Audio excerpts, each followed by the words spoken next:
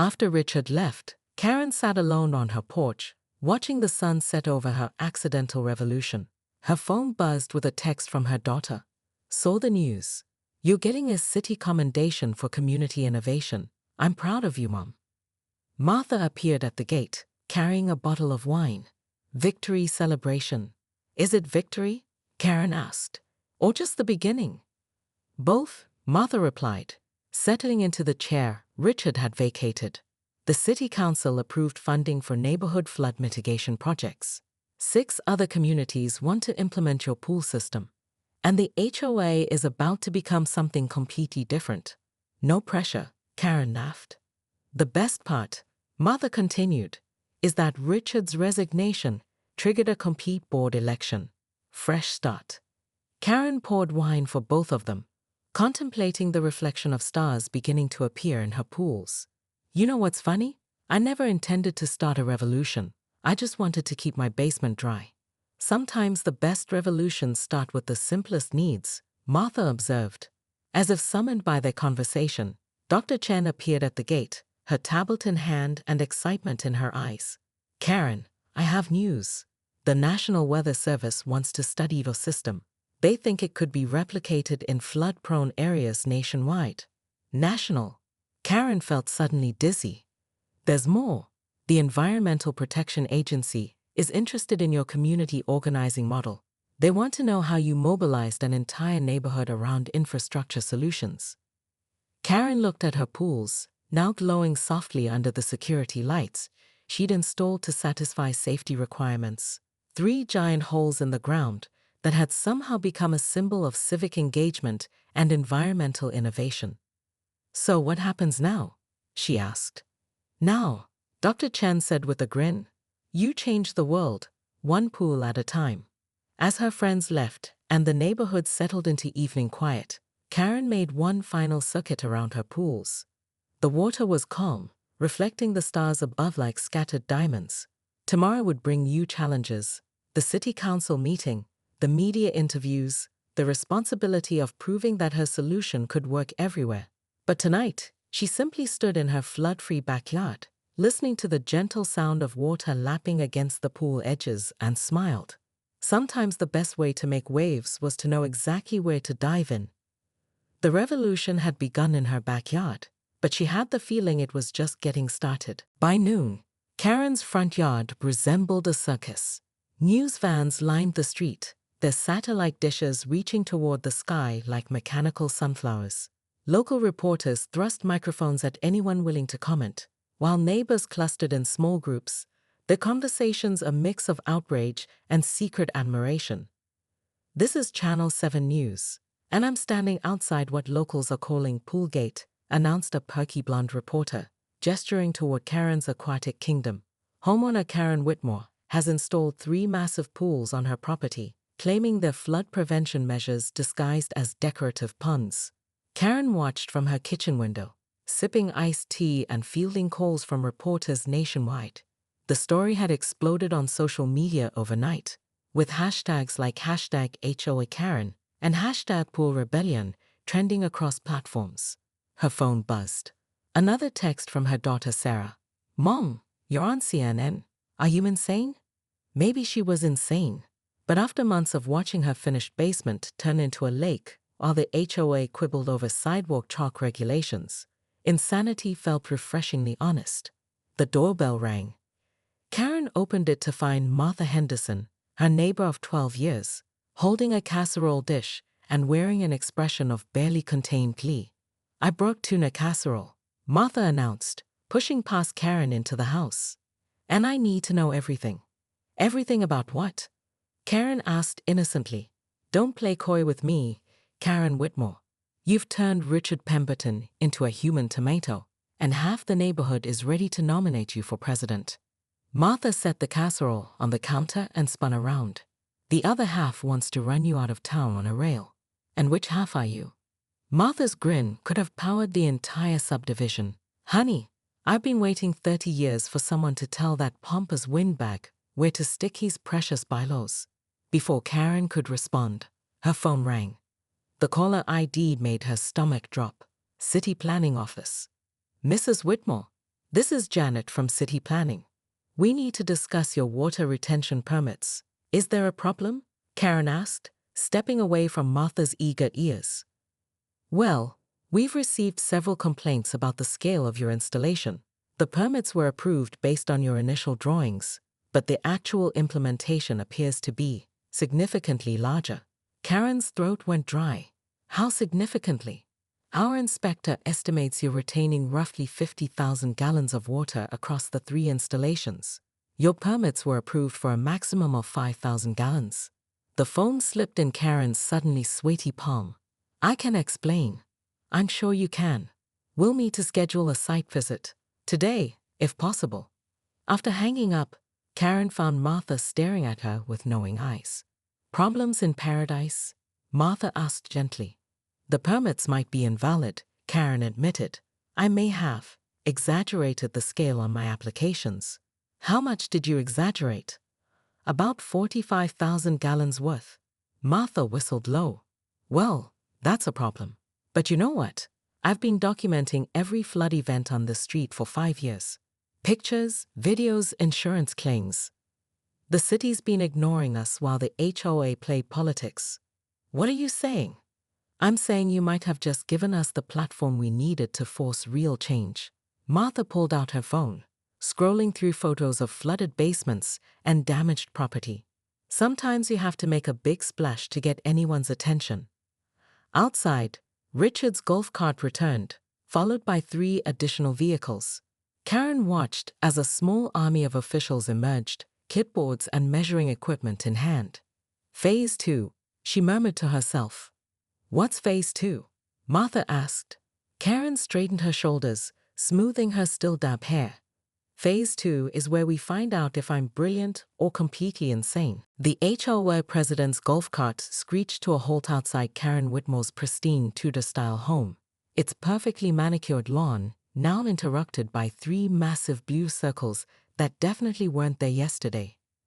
Richard Pemberton stepped out, his clipboard trembling in his manicured hands as he stared at what could only be described as aquatic chaos. What in God's name? He began, but his words died as Karen emerged from the largest pool, water cascading off her floral one-piece swimsuit, a triumphant grin plastered across her face. Good morning, Richard, she called out, waving cheerfully. Lovely day for a swim, isn't it? Behind her, the 3 pools gleamed in the morning sun like giant sapphires. The largest dominated the front yard, easily 30 feet across. The second, slightly smaller, sat proudly in the side yard, while the third occupied what used to be her prized rose garden. Karen, what have you done? Richard's voice cracked like a teenager's. I've solved my problem, she replied, toweling off with deliberate slowness. You remember the problem, don't you, Richard? The one I've been bringing to every HOA meeting for the past 8 months. Richard's face cycled through several shades of red. The problem? Yes, he remembered. Karen's basement had flooded 6 times in the past year due to poor drainage on the street. Each time, she'd requested permission to install a drainage system. Each time, the HOA had denied her request, citing aesthetic concerns and property value preservation. But this is, Richard gestured wildly at the pools, his clipboard now forgotten on the ground. This is 3 beautiful water features. Karen finished smoothly. I checked the HOA bios thoroughly. Water features are permitted with proper notification, which I submitted last night. You should find it in your email. These aren't water features, they're swimming pools. Actually, they're decorative ponds. Karen corrected, pulling on her silk robe. I stocked them with koi fish. See. She pointed to the smallest pool, where several orange fish swam lazily near the surface. Richard's mouth opened and closed like a fish himself. You can't just. People don't. This is insane. What's insane? Karen said, her voice dropping to a dangerous whisper, is allowing a homeowner's property to flood repeatedly while refusing reasonable solutions. She stepped closer to Richard, water still dripping from her perfectly coiffed hair. What's insane is prioritizing your precious aesthetic guidelines over actual livability. The city will shut this down, Richard sputtered. The city already approved the permits. drainage improvement through decorative water retention. They were surprisingly supportive when I explained the flooding situation. Karen's smile was razor-sharp. Apparently, they'd been wondering why the HOA hadn't addressed the drainage issues sooner. Richard bent to retrieve his clipboard, his face now purple. This won't stand. I'm calling an emergency HOA meeting. Wonderful, Karen replied, settling into a lounge chair beside the largest pool. I'll be right here, enjoying my flood-free morning. As Richard's golf cart disappeared around the corner, Karen allowed herself a moment of satisfaction. Phase 1 was complete, but she knew this was just the beginning of what would be the most spectacular HOA battle Willowbrook Estates had ever seen. The emergency HOA meeting convened at 7 p.m. sharp in the community center, but the battle lines had been drawn hours earlier. Karen arrived to find the room packed beyond capacity, with residents spilling into the hallway and tempers running as high as the floodwaters they'd all endured. Richard Pemberton sat at the head table, flanked by the other board members, his face bearing the grim satisfaction of a man who'd spent 3 days researching every possible violation Karen might have committed. A stack of papers sat before him like ammunition. "Ladies and gentlemen," Richard began, his voice carrying across the crowded room, "we're here to address the flagrant violation of our community standards perpetrated by Mrs. Karen Whitmore." "Actually," Karen interjected, standing from her seat in the third row, "we're here to address the HOA's systematic failure to protect homeowners from preventable flooding." A murmur rippled through the crowd. Karen noticed the division immediately, longtime residents who'd suffered flood damage nodding in agreement, while newer homeowners, those who'd bought into the HOA's promises of maintained property values, looked skeptical. "Mrs. Whitmore," Richard continued, "has violated sections 4.2, 6.7, and 12.3 of our covenants regarding structural modifications, aesthetic approval, and safety standards." "Mr. Pemberton," Karen replied, "has violated his fiduciary duty to protect homeowners by consistently denying reasonable flood mitigation requests." "I object too. I have documentation." Karen cut him off, pulling out her own stack of papers. "Every flood mitigation request submitted to this board in the past 3 years, every denial, every excuse, every flooded basement that could have been prevented." Martha Henderson stood up. "My insurance company dropped me last month. Said I'm too high risk because of repeated flood claims." "Mine too," called out Jim Morrison from the back. 28 years in this house, never missed a payment, and now I can't get coverage." "That's not the HOA's responsibility," Richard snapped. "Actually, it is," said a new voice from the doorway. Everyone turned to see a woman in an expensive suit, her silver hair pulled into a severe bun. "I'm Catherine Walsh, attorney for the Willowbrook Homeowners Insurance Coalition. I represent 14 families who've lost coverage due to flood damage." The room fell silent. Catherine Walsh was a name everyone knew, the attorney who'd taken on the city over the failed sewage treatment plant, who'd won a multi-million-dollar settlement for families affected by the chemical spill 3 years ago. "Mrs. Walsh," Richard said carefully, "this is a private HOA matter. It became a public matter when your negligence cost my clients their home's insurability." Catherine replied calmly, "I'm here to inform you that we're filing a class action lawsuit against the HOA for failure to address known flooding hazards." The city inspector, a weathered man named Tom Rodriguez, walked the perimeter of Karen's largest pool with the grim determination of someone calculating a prison sentence. His measuring tape stretched across the water like a lifeline as Richard Pemberton hovered nearby, practically vibrating with vindication. 32 feet by 24 feet, approximately 6 feet deep, Tom announced, jotting notes. "That's roughly 28,000 gallons for this one alone." Karen stood in her doorway, arms crossed, watching her carefully constructed plan potentially crumble. The permit violation would cost her thousands in fines, possibly force her to drain and fill the pools. But as she watched Tom examine the sophisticated drainage system she'd installed overnight, she noticed something interesting. He seemed impressed.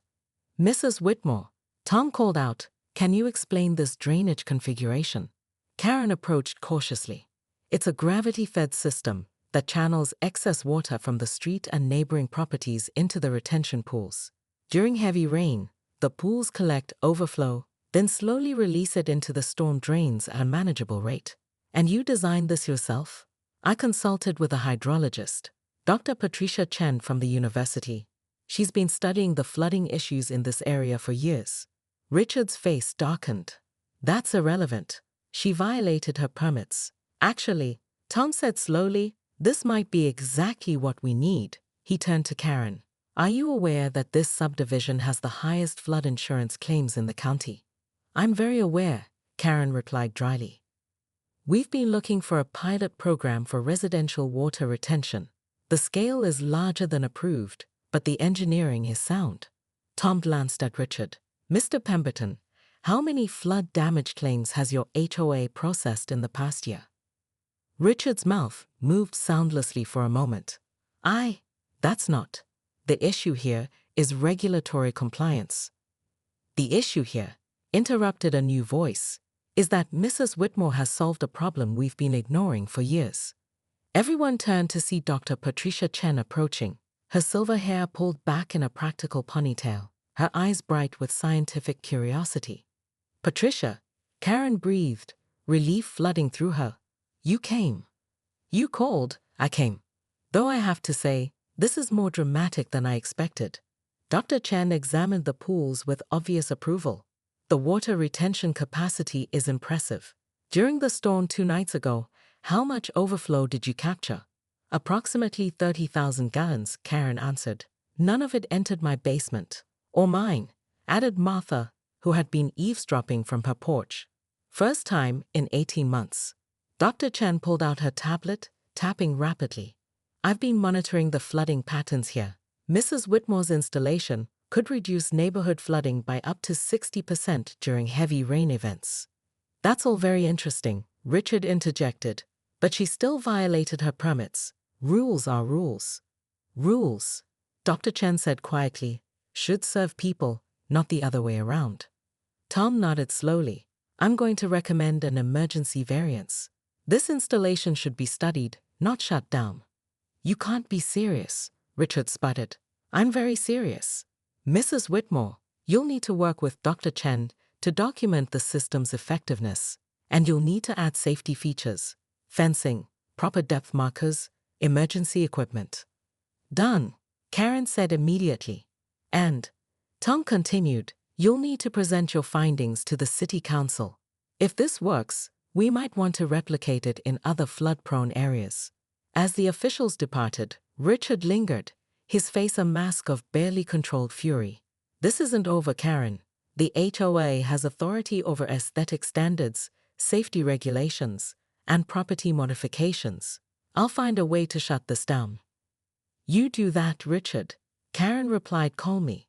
But while you're looking for ways to shut down solutions, I'll be preventing floods. After Richard left, Martha approached with a conspiratorial whisper.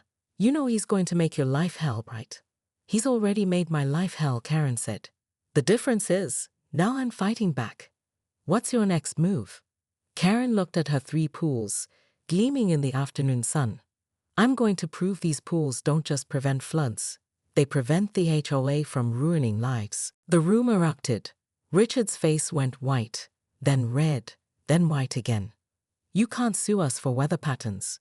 We can sue you for ignoring reasonable mitigation requests while spending HOA funds on decorative fountain maintenance and golf cart purchases. Catherine replied. Mrs. Whitmore's installation has proven that effective flood control is possible and affordable. Her installation is dangerous, Richard shouted. She's created drowning hazards, property devaluation, neighborhood chaos. I've created a solution, Karen said, standing again. A solution that works. Tom Martinez, would you like to report on the storm damage from last weekend? Tom stood up from the middle of the room. Gladly. We got 4 inches of rain in 3 hours on Saturday night. Usually, that means flooded basements for half the street. This time, only 1 basement flooded, and it wasn't on Karen's block, because her pools captured the overflow, added Dr. Chen, appearing at Tom's side. I've been monitoring the water levels. Her system prevented approximately 35,000 gallons of floodwater from entering homes. That's one storm, Richard stammered. It's proof of concept, Catherine Walsh replied. And it's evidence that the HOA has been denying effective solutions while homeowners suffered preventable damage. The room buzzed with conversation. Karen watched as neighbors turned to each other, sharing stories of ruined carpets, damaged appliances, and sleepless nights during storm season. She saw the moment when public opinion shifted, when her neighbors stopped seeing her as the troublemaker and started seeing her as the solution. I call for a vote, Richard announced desperately. All in favor of requiring Mrs. Whitmore to remove her installations immediately. I second, called out Bradley Kensington, the newest board member. All opposed? Karen asked loudly. The show of hands was overwhelming. Only 5 people voted in favor of removal, the board members themselves. Motion denied, Karen announced with satisfaction. You can't deny the motion, Richard protested. You're not a board member. No, Catherine Walsh interjected, but I'm about to file an injunction preventing you from taking any action regarding flood mitigation until our lawsuit is resolved. As the meeting dissolved into chaos, Karen felt a hand on her shoulder. She turned to find an elderly man she didn't recognize, his eyes twinkling with amusement. Young lady, he said with a slight accent, you remind me of my grandmother. She once diverted a river to save her village from drought. Did it work? Karen asked. Oh yes, but the authorities were very unhappy with her methods, he winked. Sometimes the best solutions are the ones that make people uncomfortable. 3 weeks later, Karen stood in her backyard, watching her neighbor's children play in the shallow end of her smallest pool while their parents sipped coffee and discussed the upcoming city council meeting. The pools had become the unofficial neighborhood gathering place, a symbol of community resilience that even Richard Pemberton couldn't ignore. Not that he'd stopped trying. Mrs. Whitmore, came a familiar voice from her side gate. Karen turned to see Richard approaching, but something was different. His usual bluster was gone, replaced by something that looked suspiciously like defeat. Richard, she acknowledged carefully. What can I do for you? I wanted to talk, he said quietly, away from the cameras and the lawyers and the circus. Karen studied his face. The past 3 weeks had aged him noticeably. The lawsuit, the media attention, and the growing rebellion within the HOA had taken their toll. Coffee? They sat on her porch, overlooking the largest pool where koi fish swam lazily in the afternoon sun. The irony wasn't lost on either of them. I got a call from the city attorney yesterday, Richard began. They're recommending the HOA settle the lawsuit. I'm not surprised. They're also recommending that other neighborhoods implement similar flood mitigation systems.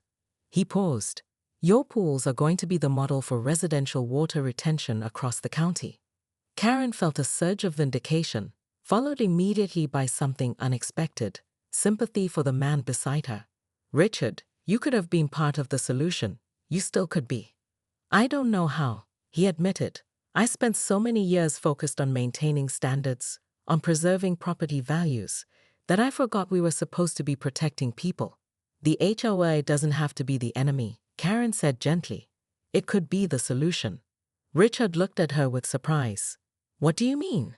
I mean, imagine if instead of fighting flood mitigation, the HOA led the effort.